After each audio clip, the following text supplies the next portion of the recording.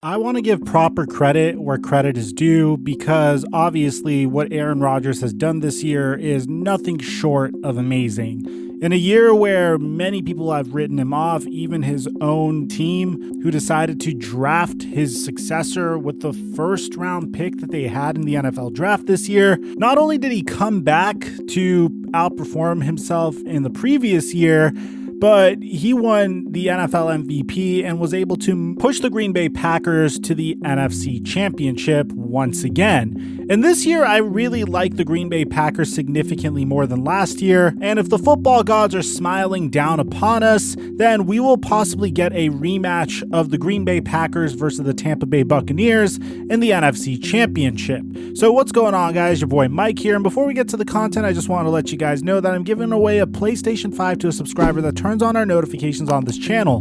Whether you're an old subscriber or a new subscriber, if you hit that notification bell and subscribe, you have entered for a chance to win. If you want additional entries, make sure you follow us on Instagram and Twitter. And now that we got all that out of the way, break!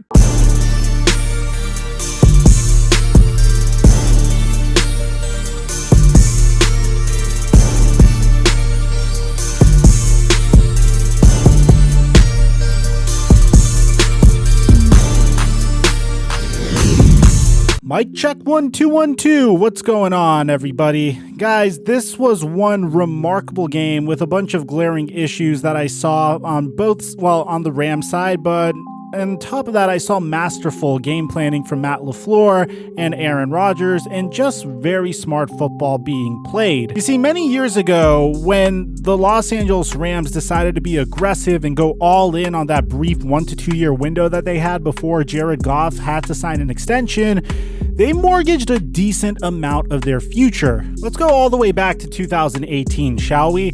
In order to acquire Brandon Cooks, their go-to wide receiver for a brief period of time, they had to give up a 2018 first-round pick and a 2018 sixth-round pick to the Patriots.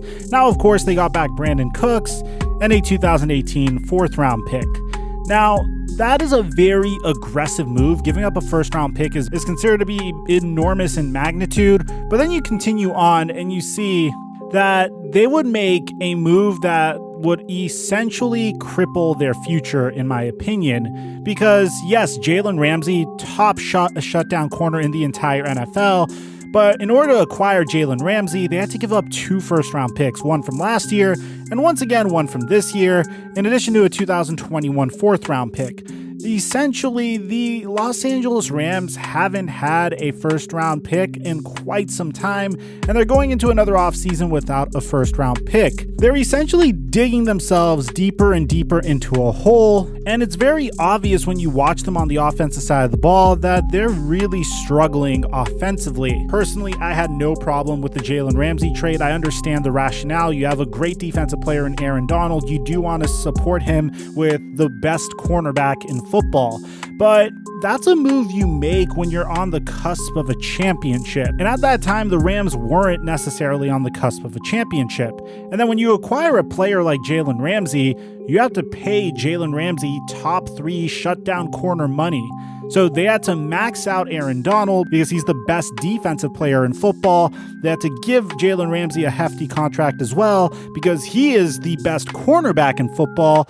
And offensively, they didn't really have much to work with outside of Robert Woods, Jared Goff, and towards the end of the season, Cam Akers really came to his own to the point where they were kind of able to lean on him to move the chains. And to his credit in this game, he averaged 5 yards per carry. He had 18 carries for 90 yards, but unfortunately for the Rams, that didn't necessarily open up any passing lanes for Jared Goff, as once again, he had a sub 200 passing yard day. And this is where things get really scary if you're a Rams fan, because I personally think that if you have the proper head coach and the proper scheme, then you'll at least be able to sneak into the playoffs or the wild card round year in and year out. But the problem is the Los Angeles Rams essentially handicap themselves for the future because they don't really have many assets to work with.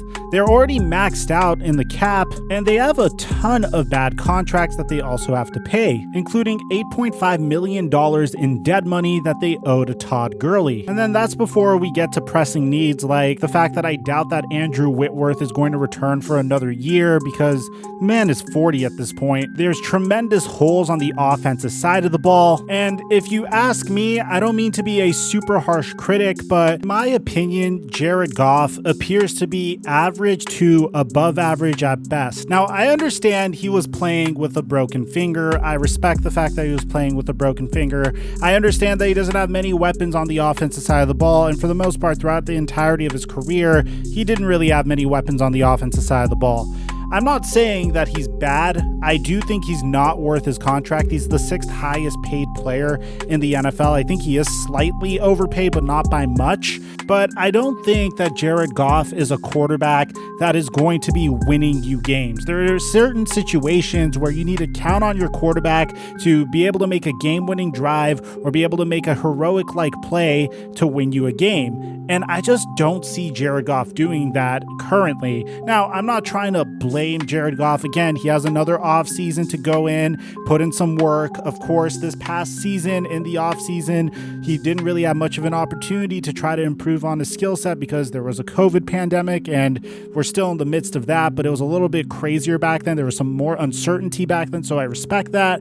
And I don't want to say that all the blame falls upon his shoulders, but I need to see more development from him. I need to see more progression from him. I need to see Josh Allen-like development from Jared Goff and not a Carson Wentz-like regression from Jared Goff, because this team is only going to be as good offensively as Goff can take them. They're not in a position to add more talent offensively, so at this point they have to hope that Goff just gets better really quickly. Now, on top of that, I think the main reason why the Rams lost this game was they were already not favored coming into this matchup. The Green Bay Packers were definitely going to win this one in my eyes. The one thing that they needed to do in order to win was Jalen Ramsey and Aaron Donald needed to come in and play suffocating defense against Aaron Rodgers. If you do that and make Aaron Rodgers uncomfortable early on, then there's a chance you could win. But Aaron Donald had a cartilage tear in his rib.